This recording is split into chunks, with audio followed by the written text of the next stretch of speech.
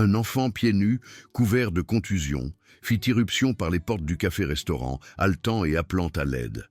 15 vétérans vêtus de cuir surent alors que leur paisible balade dominicale venait de se transformer en guerre. Le soleil des Pyrénées effleurait à peine les sommets quand la moto de Jacques, le chef, Duval, vrombit sur l'autoroute déserte. Derrière lui, 14 autres Harley-Davidson suivaient en formation serrée, leur moteur créant une symphonie de tonnerre maîtrisée qui résonnait sur les parois des canyons. À 67 ans, les mains du chef agrippèrent le guidon avec la même certitude qu'elles avaient tenu un fusil lors de 3 missions qui, officiellement, n'avaient jamais eu lieu. L'emblème de la Légion sur son gilet, un aigle stylisé serrant un écu, captait la lumière du matin alors qu'il menait ses hommes vers leur halte mensuelle pour le petit déjeuner. Le relais des 2 routes se tenait seul là où 2 routes oubliées se croisaient, un monument patiné de la France rurale. À l'intérieur, les habitants étaient penchés sur leurs tasses de café, certains hochant la tête en signe de reconnaissance à l'entrée des motards, d'autres trouvant un intérêt soudain pour leurs œufs brouillés. De vieilles chansons françaises s'échappaient d'un ancien jukebox, tandis qu'une télévision fixée au-dessus du comptoir montrait le président évoquant la relance économique. Le chef retira ses gants méthodiquement, balayant l'intérieur d'une conscience tactique que des décennies n'avaient pu effacer. Son équipe d'anciens des forces spéciales, des commandos marines, des chasseurs alpins, se déplaça avec une efficacité rodée vers les tables du fond. Il ressemblait à n'importe quel club de motards, barbus, vêtus de cuir, intimidants. Mais la façon dont ils se positionnaient, maintenant les lignes de vue et les voies de sortie, révélaient leur vraie nature. Rita, la propriétaire et serveuse du matin, s'approcha avec une familiarité prudente. Elle les avait déjà servis, savait qu'ils payaient bien et ne causaient aucun problème. Mais les vieux préjugés avaient la vie dure dans des villes comme La Roche-qui-Vire. « Un café pour tout le monde ?» demanda-t-elle, servant déjà. Le chef esquissa un sourire buriné. « Oui, madame, quel que soit votre plat du jour. » Tandis que Rita faisait le tour des tables, le chef remarqua la photographie derrière le comptoir. Un jeune soldat en treillis désertique, sous une bannière affichant « Soutien à nos troupes ». Le regard vide, celui qu'on ne peut oublier, était indéniable. « Votre fils ?» demanda le chef à son retour. Sa posture défensive s'adoucit. « Mon Daniel, du 4e régiment d'infanterie, il est revenu d'Irak. Bonne unité. » Le chef hocha la tête.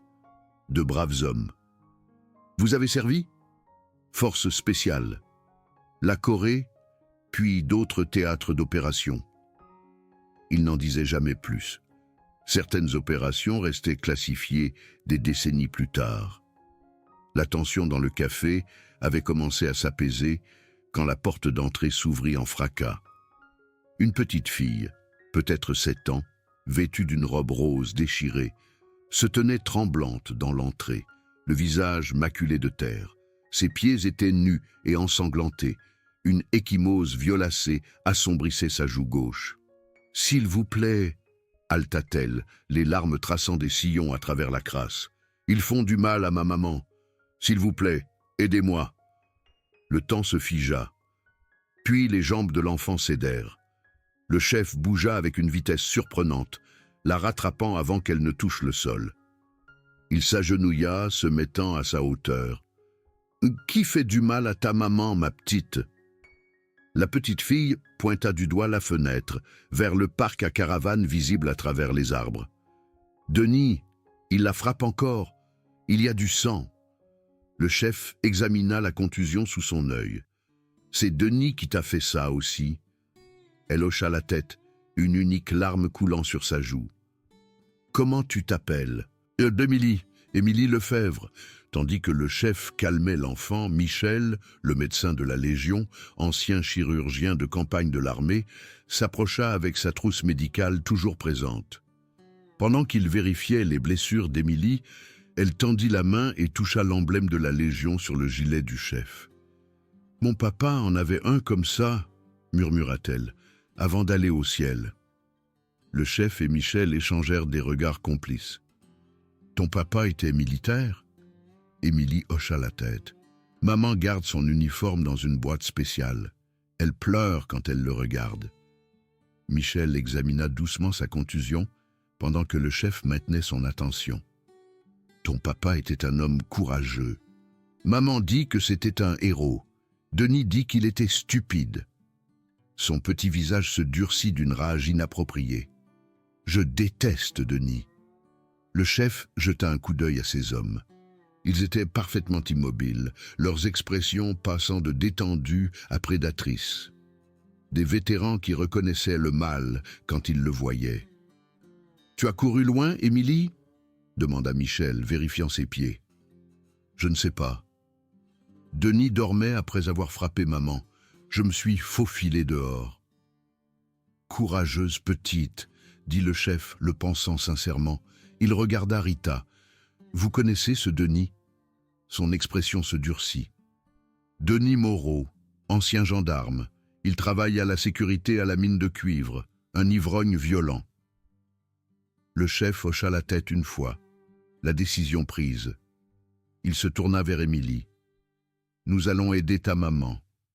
Michel ici s'assurera que tu vas bien pendant ce temps. » Il se leva, s'adressant à son équipe. « Grizzly, Falcon, Timber, vous venez avec moi. Viper, appelle la gendarmerie. Dis-leur qu'il s'agit d'une situation de violence conjugale au parc à Caravane. Tous les autres, tenez-vous prêts. » Les hommes bougèrent immédiatement. Aucune question. La chaîne de commandement restait intacte des décennies après la fin de leur service actif. Grizzly, un homme massif à la barbe grise, parla en se levant. « Règle d'engagement ? Protéger l'innocent, neutraliser la menace, pas de dommages permanents, sauf si nécessaire. » 4 motards se dirigèrent vers la porte, tandis que Michel restait avec Émilie, nettoyant déjà ses pieds avec des lingettes antiseptiques. Rita apparut avec du jus d'orange, le posant devant l'enfant effrayé. « Prends soin d'elle, » dit le chef à Michel. « On s'en occupe. » Dehors, le ciel des Pyrénées s'étirait d'un bleu impossible au-dessus des montagnes couvertes de pins. Le chef monta sur sa Harley, la vibration familière le centrant. Les 3 autres firent de même, leur moteur rugissant à la vie. « Formation par 2 !» commanda le chef. « Grizzly avec moi, Falcon et Timber derrière. Approche standard. S'il est armé, je prends la tête. » Ils partirent en parfait ordre. 4 guerriers vieillissants, sur leur monture d'acier, se dirigeant vers le combat. Alors qu'ils roulaient, le chef sentit le calme familier descendre, la clarté qui précédait toujours l'action. Son esprit revint à un autre sauvetage, une autre époque. La Corée, 1952. Des montagnes gelées, 18 hommes cloués au sol, le lieutenant Duval menant 6 hommes à travers un blizzard pour les atteindre. 3 jours de combat dans la neige et sous le feu ennemi. 13 survivants. Une médaille qu'ils n'avaient jamais portée. Le parc à Caravane apparut devant eux. Des mobile homes éparpillés tentant de conserver une dignité à travers des jardinières et des volets peints. Le chef ralentit, signalant une vitesse réduite. « Numéro 12 », avait dit Rita. « Bordure bleue, moustiquaire déchirée. » Ils le trouvèrent facilement. Un camion Ford récent était garé dans l'allée de gravier, sa peinture impeccable contrastant fortement avec le mobile home délavé. Des canettes de bière jonchaient la cour. La porte moustiquaire pendait de travers, une charnière arrachée. Le chef coupa son moteur. Les autres suivirent, un silence soudain lourd d'anticipation. De l'intérieur vint le bruit de verre brisé, suivi du cri étouffé d'une femme. « Grizzly par derrière !» ordonna le chef. « Falcon, surveille le camion. Timber, avec moi. » Grizzly, ancien commando marine, disparut sur le côté du mobil-home avec une furtivité surprenante. Timber, ancien commando parachutiste aux cheveux argentés, se positionna à côté du chef. Ils s'approchèrent sans chercher à se faire discrets. La surprise était parfois moins efficace que l'intimidation. Le chef frappa 3 fois, assez fort, pour faire trembler la porte en aluminium. Denis Moreau, ouvrez !» Les bruits cessèrent brusquement. Des pas lourds s'approchèrent. La porte s'ouvrit, révélant un homme d'une quarantaine d'années, musclé mais développant un début de bedaine de bière. Son débardeur taché montrait ce qui ressemblait à du sang. Des yeux injectés de sang évaluèrent les hommes vêtus de cuir sur son seuil. « Qui diable êtes-vous » ?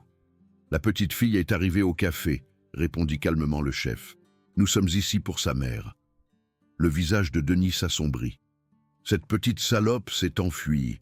C'est une propriété privée. Dégagez avant que j'appelle les flics. »« Déjà fait, » dit le chef. « Ils arrivent. Maintenant, écartez-vous. Jamais de la vie. » Denis commença à refermer la porte. La botte du chef l'intercepta avec une précision rodée. La petite dit que sa mère saigne.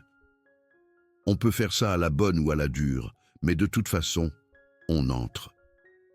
Denis hésita, calculant à travers l'alcool et la colère.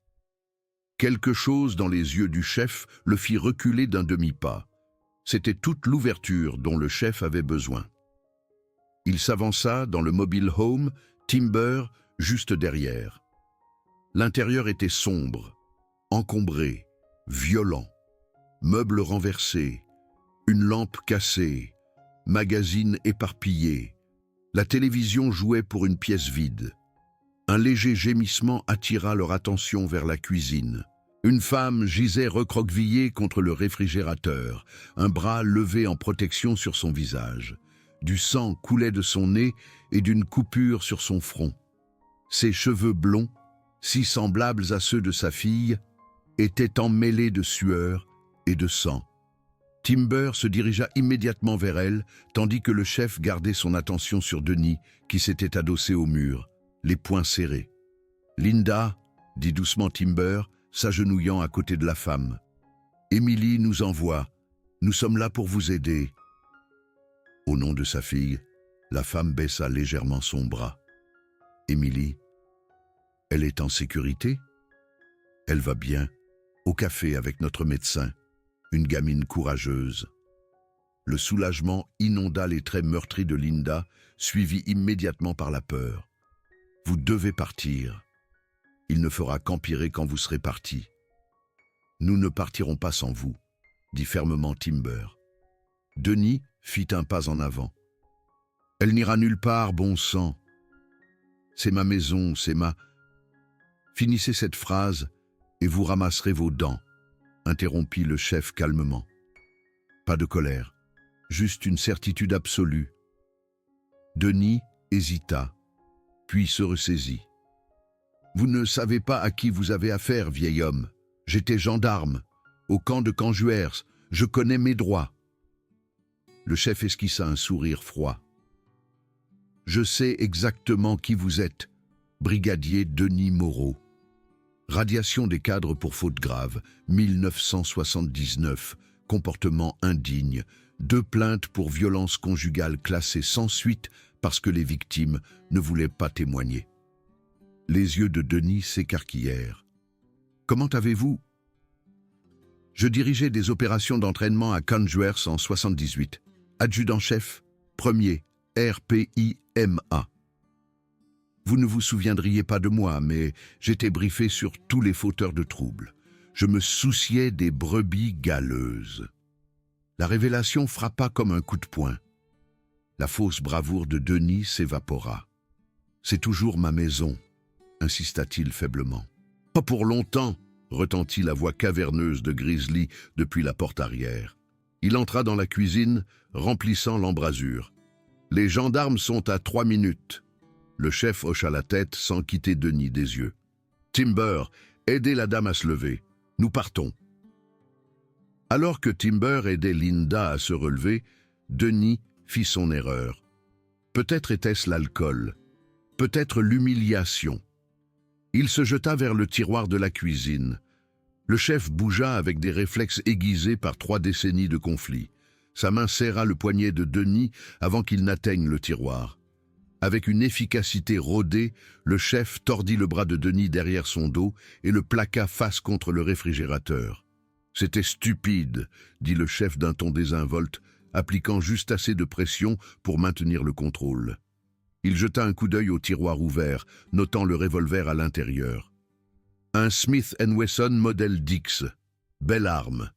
Illégal pour vous de posséder avec cette radiation. Denis lutta brièvement, puis se figea quand le chef augmenta la pression. Timber se dirigea vers le tiroir, retira le revolver et le rangea dans sa veste. Preuve. Des sirènes hurlèrent au loin. Quelques instants plus tard, Grizzly et Linda émergèrent du couloir, Linda serrant un petit sac de sport. « On y va !» ordonna le chef. « Timber, accompagnez la dame. Grizzly, avec moi. » Alors que Timber guidait Linda vers la porte d'entrée, Denis tourna la tête. « Si tu pars maintenant, ne reviens pas. Toi et cette gamine, c'est fini ici. » Linda s'arrêta, son dos se redressant. Quand elle se retourna, quelque chose avait changé dans son expression. La peur demeurait, mais à ses côtés brûlait le défi. « Mon mari a donné sa vie pour ce pays, » dit-elle, d'une voix plus forte qu'avant.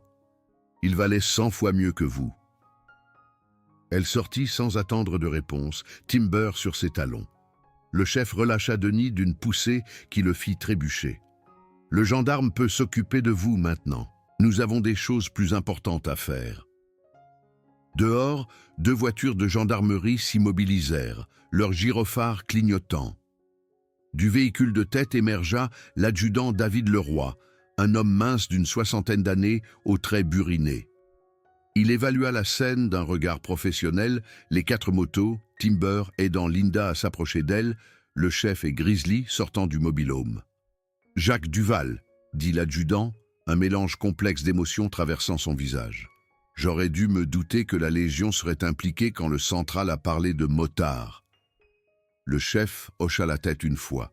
« David, ça fait un bail. » Le Chauzin n'a pas suffi. Il n'y avait pas d'humour dans la question, seulement le poids d'une histoire commune. Apparemment non. Les 2 hommes se regardèrent, des décennies d'histoire circulant entre eux comme de l'électricité. Autrefois frères d'armes au réservoir de Chauzin, ils étaient maintenant les représentants d'approches différentes de la justice. L'adjudant soupira. « Gendarme Martin, vérifiez la dame. » Alors que le gendarme se dirigeait vers Linda, l'adjudant reporta son regard sur le chef. « Vous voulez me dire ce qui s'est passé ? Une petite fille est entrée au café, battue, disant que sa mère était agressée. Nous avons réagi. La justice expéditive, ce n'est pas comme ça qu'on procède ici. » « La justice n'avait rien à voir là-dedans, » répliqua le chef calmement. « La protection de l'innocent. Quelque chose que nous avons tous 2 juré de faire. » La mâchoire de l'adjudant se serra, mais il ne contesta pas. Denis est là-dedans, armé et dangereux. Un Smith & Wesson dans le tiroir de la cuisine. Timber l'a confisqué pour la sécurité, mais vous le voudrez pour preuve. Possession illégale d'armes. L'adjudant Leroy fit signe à son second gendarme. « Gendarme Mercier, maîtrisez le suspect, faites attention. » Alors que le gendarme se dirigeait vers le mobile home, l'adjudant baissa la voix. « Oh, ça va être compliqué, Jacques. Denis a des amis à la mine, délégué syndical. Ils n'apprécieront pas que la Légion s'en mêle. »« Nous ne sommes pas un gang, » dit le chef d'un ton sec. « Nous sommes des vétérans. Et nous ne restons pas les bras croisés pendant que des femmes et des enfants se font battre. Moi non plus. Mais il y a des procédures, des lois. Des lois qui auraient aidé après qu'elle soit morte. » Quelque chose dans l'expression de l'adjudant changea. La petite a couru chercher de l'aide. 3 kilomètres à travers bois, pieds nus. L'adjudant retira son képi, passant une main dans ses cheveux clairsemés. Petit soldat, celle-là. Elle a dit que son papa était militaire. Richard Lefebvre, du 13e régiment de dragons parachutistes, RDP. Tué en Afghanistan, 2009. Il a laissé une femme et une fille. Le chef absorba cette information d'un léger hochement de tête. Les RDP étaient des soldats d'élite, dignes de respect. Le gamin était des vôtres, alors.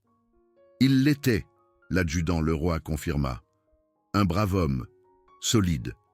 Né ici, il est entré dans l'armée pour échapper à la mine. Linda a eu du mal à s'en remettre quand il est mort. Elle a commencé à fréquenter Denis il y a environ 3 ans. Nous espérions tous que ça marcherait. Derrière eux, le gendarme émergea avec Denis menotté, jurant sans cesse. Les yeux de Denis se posèrent sur Linda. « T'es morte, salope !» cria-t-il, se débattant. « Tu m'entends ?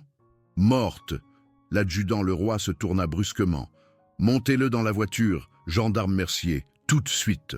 Alors que le gendarme luttait pour emmener Denis, toujours hurlant, vers la voiture, l'adjudant reporta son attention sur le chef. « J'aurai besoin de vos dépositions à tous, et je veux que vous vous retiriez après ça. Laissez la loi s'en charger. » « Nous ne cherchons pas les ennuis, David. »« Non, mais vous les trouvez, c'est certain. » L'adjudant soupira lourdement. « Je sais ce que représente la Légion. Je la respecte, mais ce n'est pas une zone de guerre. » Ça en avait l'air pour la petite et sa mère. Avant que l'adjudant ne puisse répondre, une agitation éclata près de la voiture de patrouille. Denis s'était libéré et fonçait vers Linda, le visage déformé par la rage. Grizzly s'apprêtait à l'intercepter, mais Falcon était plus proche, s'interposant directement sur le chemin de Denis. La collision fut brève et décisive. Denis, alimenté par l'alcool et la colère, lança un coup de poing désordonné que Falcon dévia facilement. L'ancien pilote d'hélicoptère contre-attaqua d'un seul coup précis au plexus solaire qui plia Denis en deux. L'adjudant Leroy observa la scène avec résignation. « C'est aussi une agression sur mon gendarme maintenant. Il risque gros. » Il se tourna de nouveau vers le chef. « Vous avez eu ce que vous vouliez. »« Protection », corrigea le chef. « La justice, c'est votre rayon. » L'adjudant hocha lentement la tête. « J'aurai besoin de vous tous au poste pour des dépositions. Ensuite, je veux que la Légion se tienne à l'écart de cette situation. » « Jusqu'à ce qu'il soit libéré sous caution, » fit remarquer le chef. « Les hommes comme ça ne s'arrêtent jamais. » Une expression troublée traversa les traits de l'adjudant. « Je verrai ce que je peux faire. Pour l'instant, mettez la dame et sa fille en sécurité. Un motel sur la Nationale 14 devrait faire l'affaire. » « Merci, David. » Alors que l'adjudant s'éloignait, Grizzly s'approcha du chef. « Quel est ton passif avec l'homme de loi ?» Le chef regarda l'adjudant conférer avec ses gendarmes. « La Corée, le réservoir de Chauzin, il était tireur d'élite dans mon unité, m'a sauvé la vie 2 fois. Après la guerre, je suis resté force spéciale, opération secrète. David est rentré chez lui, a mis un insigne, a cru au travail au sein du système. Nous sommes en désaccord depuis sur la façon dont la justice est rendue. » Grizzly hocha la tête, comprenant. Méthode différente, même objectif. Peut-être, pas sûr que David le voit encore de cette façon. Ils retournèrent au café où Émilie était assise avec Michel, mangeant des crêpes. Quand elle vit sa mère, elle sauta de la banquette et courut dans les bras de Linda. « Maman, tu vas bien ?» Linda grimace à l'impact, mais s'agenouilla pour embrasser sa fille, les larmes coulant. « Je vais bien, ma chérie. Tu as été si courageuse. » Le chef observa les retrouvailles avec une expression que ces hommes voyaient rarement, quelque chose de proche de la tendresse. Puis il rassembla son équipe. « Denis a été libéré sous caution dans l'après-midi, » leur dit-il plus tard au motel. « Nous maintenons la sécurité ici. Personne ne touche plus à cette famille. » Les jours qui suivirent devinrent une opération soigneusement orchestrée. La Légion découvrit que les connexions de Denis étaient plus profondes que prévu. Son oncle contrôlait le syndicat des mineurs. Son cousin siégeait au conseil d'administration de la mine. La famille Moreau avait empoisonné la Roche-qui-Vire pendant des générations par la corruption et les crimes environnementaux. Richard Lefebvre, apprirent-ils, avait rassemblé des preuves contre les Moreau avant son déploiement.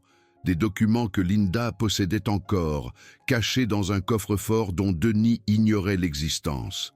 La Légion sécurisa les preuves, contacta les autorités fédérales et se prépara à la riposte inévitable de Denis. Quand il vint avec ses hommes de main, le chef l'attendait. La confrontation fut brève mais décisive. Denis arrêté, les crimes de sa famille exposés, des enquêteurs fédéraux descendant sur la mine. À travers tout cela, Émilie appelait le chef « Papy », un titre qui transperçait plus profondément que n'importe quelle balle. Elle dessinait des images de sa nouvelle famille, sa mère, elle-même, et les vétérans vêtus de cuir qui les avaient sauvés. Des semaines plus tard, dans une maison sécurisée fédérale, nichée au cœur des montagnes, le chef était assis avec Émilie sur une terrasse donnant sur une nature sauvage, immaculée. « Est-ce que je vous reverrai ?» demanda-t-elle, lui montrant son dernier dessin. « Un jour, promit-il, la Légion n'oublie jamais sa famille. » Elle se blottit contre lui, petite et confiante. « Tu promets ?»« Je promets, » dit le chef, et il le pensait de tout son être. Au-dessus d'eux, un aigle tournoya avant de prendre son envol vers des sommets lointains. Le chef le regarda partir, ressentant un sentiment d'accomplissement qu'il n'avait pas ressenti depuis des années. Une mission terminée. Une autre commencerait. Le travail de la Légion n'était jamais vraiment fini. Mais pour l'heure, avec Émilie à ses côtés et la justice rendue, Jacques, le chef Duval, était en paix.